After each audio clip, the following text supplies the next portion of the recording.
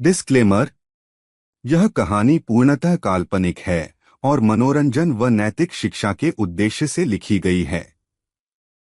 इसमें वर्णित स्थान, पात्र, घटनाएं और संवाद लेखक की कल्पना पर आधारित हैं।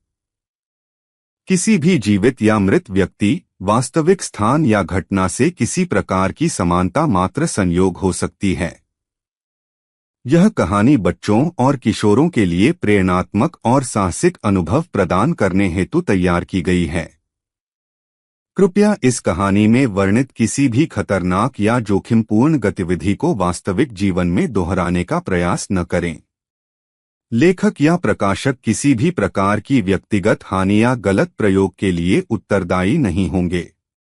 प्रस्तावना। बहुत समय पहले की बात है, उत्तराखंड के एक छोटे से गांव धारकोट में अर्जुन नाम का एक साहसी और जिज्ञासु लड़का रहता था। वह हमेशा नई जगहों को खोजने और रहस्यों को सुलझाने में रुचि रखता था। उसका सपना था कि वह एक दिन महान खोजकर्ता बने। रहस्यमय नक्शा। एक दिन अर्जुन को अपने दादाजी की पुरानी अलमारी में एक धूल भरा लकड़ी का संदूक मिला। उसमें एक बहुत ही पुराना नक्शा रखा था। नक्शे पर एक घना जंगल और उसमें छिपे एक प्राचीन मंदिर का संकेत था। नक्शे के कोने में लिखा था, जहां प्रकाश नहीं पहुंचता, वहां सच्चा ज्ञान छिपा है। अर्जुन समझ गया कि यह एक रहस्य है जिसे सुलझाना जरूरी है। उसने नक्शे को ध्यान से देखा और पता चला कि वह जंगल उनके गांव से करीब 20 किलोमीटर दूर था, जिसे लोग अंधकार वन कहते थे। गांव के बुजुर्ग कहते थे कि उस जंगल में अजीब घटनाएं होती हैं और वहां से कोई लौटकर नहीं आता। लेकिन अर्जुन डरने वालों में से नहीं था। उसने अपने सबसे अच्छे दोस्तों नीलू, सोनू और पिंकी को साथ चलने को कहा। थोड़ी हिचक के बाद सभी तैयार हो गए। अंधकार वन में प्रवेश।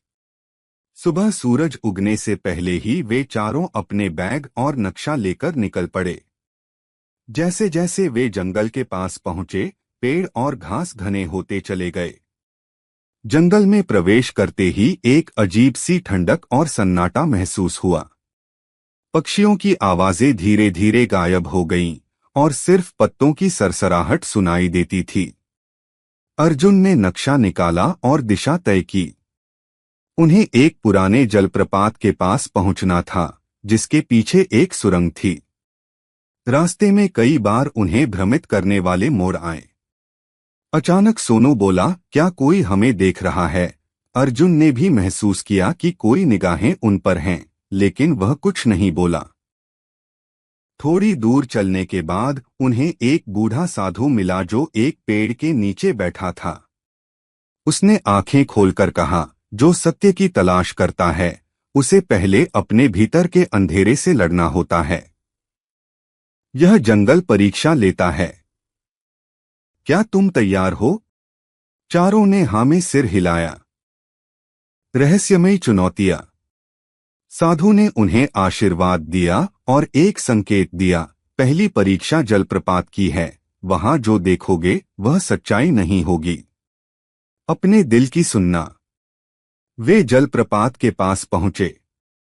वहां उन्हें दो सुरंगें दिखीं, एक सुनहरी रोशनी से चमक रही थी और दूसरी अंधेरी और डरावनी थी। नीलू बोली, हमें रोशनी वाली सुरंग में जाना चाहिए। लेकिन अर्जुन ने साधु की बात याद की, जो देखोगे वह सच्चाई नहीं होगी।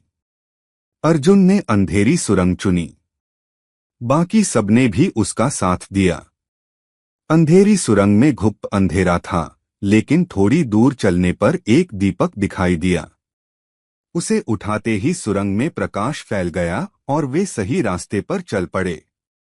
इसके बाद उन्हें एक मैदान मिला जहां 3 विशाल पत्थर थे, जिन पर पहेलियां खुदी थीं। पहली पहेली थी, जो बांटा जाए बढ़ता है, जो रखा जाए सड़ता है। अर्जुन ने जवाब दिया, ज्ञान। पत्थर एक ओर सरक गया और रास्ता खुल गया। दूसरी और तीसरी पहेली भी उन्होंने मिलकर हल की और आगे बढ़े। मंदिर और उसका रहस्य। आखिरकार वे उस स्थान पर पहुंचे जहां नक्शे में मंदिर दर्शाया गया था, लेकिन वहां कोई मंदिर नहीं था, सिर्फ एक बड़ी झाड़ी थी। अर्जुन ने झाड़ी हटाई तो नीचे एक पत्थर का दरवाजा मिला जिस पर संस्कृत में लिखा था, सच्चे दिल वाले ही सत्य के द्वार तक पहुंचते हैं। अर्जुन ने दरवाजा खोला और सब अंदर गए। वहां एक प्राचीन मंदिर था जिसमें चारों दिशाओं में 4 मूर्तियां थीं, साहस, सत्य, विवेक और त्याग की। मंदिर के बीचों बीच एक चमकती हुई किताब रखी थी।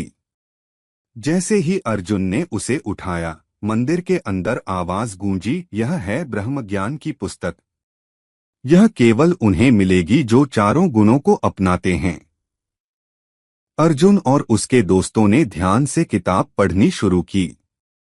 उसमें जीवन के मूल मंत्र थे, साहस से डर को हराना, सत्य के मार्ग पर चलना, विवेक से निर्णय लेना और त्याग से महान बनना। गांव वापसी। जब वे मंदिर से बाहर निकले तो उन्हें लगा जैसे वे अब पहले जैसे नहीं रहे। हर किसी के भीतर एक नई रोशनी जल चुकी थी। रास्ता अब आसान लगने लगा और जंगल भी पहले जैसा डरावना नहीं रहा। गांव लौटने पर सब लोग चौंक गए क्योंकि वे 4 दिन बाद लौटे थे, जबकि उन्हें लगा था कि केवल एक ही दिन बीता है। उन्होंने गांव वालों को अपनी यात्रा के बारे में बताया और उस ज्ञान को सबके साथ बांटा। अर्जुन ने मंदिर की किताब को गांव के स्कूल को दान कर दिया ताकि हर बच्चा उससे कुछ सीख सके। नैतिक शिक्षा।